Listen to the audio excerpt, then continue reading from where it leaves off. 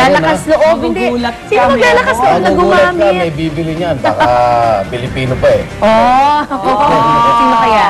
Igan, magpapareserve ka na ba? Kulang na lang ako ng point I'm sure yung mga taga-Middle East, bibili niyan. Bibili mo yan, pero bawat...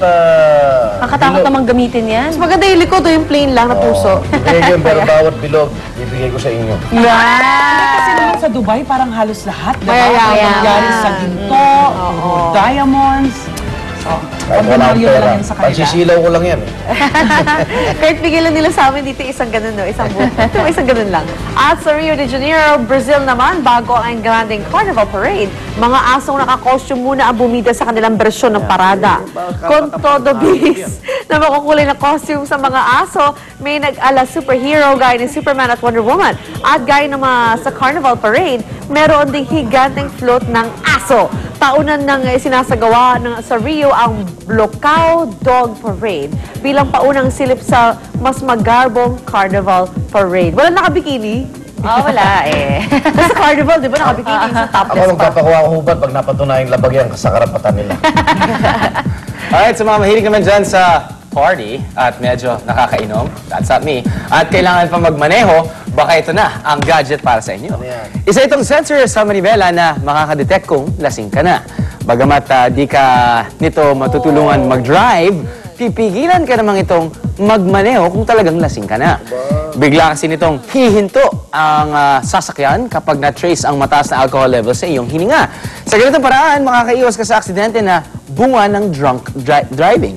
Bukod dito, na-develop na rin ng mga gumawa nito ang isang touch sensor na sumusukat naman ng alcohol sa dugo na dumadaloy sa daliri ng driver. Right. Pero pag pabango mo, Chico, hindi ka rin makakadrive. Invento ko yung pag naamoy nung manibela, hahampas sa'yo. Bang! Airbag. Matuto ka na. Darito na, hirit panahon nila manibela, love!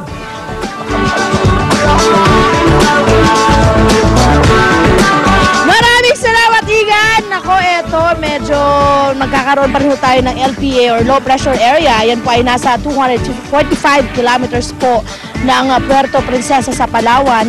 Kaya naman po inaasahan na yung Palawan area ay magkakaroon po ng mga malawakang pag-ulan na magiging sanhin naman po ng mga pagguho ng lupa at mga pagbabaha. Ingat-ingat, mga Palawenyos. Ang Southern Luzon naman po, Visayas at Mindanao, apektado itong LPA, kaya makakaranasin po na madalas na maulap na kalangitan na may kalat-kalat na pag-ulan, pagkidlat at pagkulog. Ang Metro Manila naman po at natitirang bahagi ng ating bansa, pati na rin po ang Luzon kasama na dyan.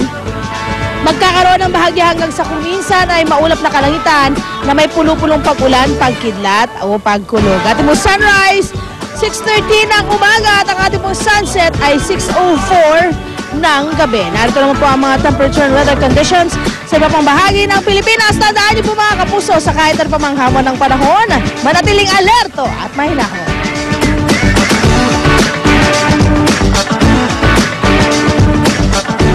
Alright, sa mga nawawalan naman ng ganang kumain dahil sa mga pagkaing walang kalasa-lasa, nakatiyak maglalaway kayo sa mga ibibida ngayong araw. Sarap! Ay, hindi ito ulam, hindi rin merienda o dessert, kundi simpleng pampalasa lang. Pero ang hatid naman ng, sa mga pagkaing lalagyan nito, talaga namang kakaibang sarap. Ito yung paborito ko, paborito ko to. Yan ang bagoong na ibibida sa atin ng Monica Tarnay. Natakutan sa Amerika. Hi, hi guys! Ako rin, personally, favorite ko talaga ang bagoong pag kumakain ako sa bahay.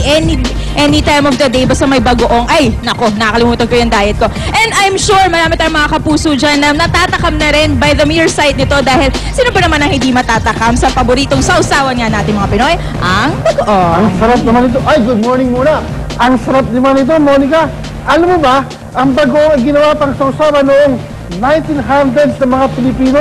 Nagkaroon ng klase ganitong sausawan dahil mahilig ang mga Pilipino sa mga eksperimentong pampalasa ng pagkain. At sarap tumikim mo yan lang. Oh, ano Arn? Hanggang amoy niya lang ako. Yun nga lang, Arn. Alam mo, minsan lang, for a change, sana ikaw naman yung mag-taste ng mga i-feature natin para maiba lang, di ba? Pero kung mag-alala, kasi kahit hindi ka makatikim mamaya, aalamin naman natin para sa mga kapuso nating nanonood kung paano nga ba ginagawa ang mga bagong. Ayan, nakikita natin ngayon. Mula sa alamang, paano nga ba ang mga prosesong dinadaanan nito hanggang dun sa nakita natin pagbobote niyan. And alam mo ba, Arn, kasi marami tayong mga maling paraan na pagpuputus ng bagoong. So mamaya, lilinawin natin kung ano ba yung mga do's and don'ts kapag tayo ay nagluluto ng bagoong. At akalain mo ba, Arn, na meron pa tayong makakasamang isang historian mamaya para turuan tayo at sabihin sa atin kung bakit nga ba naging paborito nating mga Pinoy ang bagoong. O, diba? Bongga-bongga talaga ang ating... Correct! Talagang matatakam tayong lahat ngayong umaga mula po dito sa isang bagoong factory sa Malabon. Balik muna sa inyo, guys. Kami natabagoong dito kasama ng Manggang Hilaw. Alright. Good morning sa mga kachika natin dyan. Rise and shine na kayo dyan. At nato na isang chika na talaga namang proudly Pinoy. Panalo ang 3 Filipino-American sa short film category ng 83rd Academy Awards or Oscars. Yan ay sina Gigi Dement, Stephen DiPianco at Stephanie Walmsley, na producers ng God of Love, na tinanghal na Best Short Film sa Oscars. At ayon sa website na spot.ph, naging dating co-host sa Itbulaga si Stephanie noong 1997 nang siya'y nasa high school pa lamang. At bukod sa 3 kababayan natin, big winner din ang history drama movie na The King's Speech na tinanghal na Best Picture at nakakuha din ng Best Director Award at Best Actor Award para sa bida nito si Colin Firth. Tinanghal namang Best Actress si Natalie Portman para sa Black Swan. Nakuha naman ng The Fighter ang Best Supporting Actor para kay Christian Bale at Best Supporting Actress para kay Melissa Leo. At bukod sa mismong awarding ceremony, syempre inabangan din ng ilang nagpatalbugan sa forma sa red carpet ng Oscars.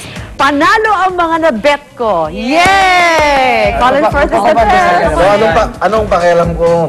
Natalo sa pustahan. Talo ka. Talo ba? Talo ka. Hindi, yun din ang bet ko Pero mga supporting actor, supporting Sana actress, pinakita ko first bet ko time kahapon. winners. First time si Christian Bale, Melissa Leo. Also, actually, lahat sila first time. Christian Bale. First time for Oscars. Fighter. For Oscars, ha? For Oscars. Yes. Si Christian Bale yung Galing Coach ni Roach, no? Christian Si Coach Bale. Roach Yeah. The Fighter. Si Fighter. The Fighter. Dito kayo, tuloy ang fight sa pinakamasarap na kasalo sa inyong breakfast. Ito ang Unang Hirit! Saya-saya sa unang hirit, unang hirit, unang hirit. Magugulat ka. Unang hirit. I take good care of myself, so I take Golden Oats. It has calcium and folate for stronger bones, keeps me healthy. And for my kids, I give them Golden Oats. It's got vitamin A, rich in iron and lysine for their growing up years. My husband likes Golden Oats too. It's got omega-3 and 6 and vitamin E. Helps lower my cholesterol, helps keep my heart healthy. Fortified with vitamins.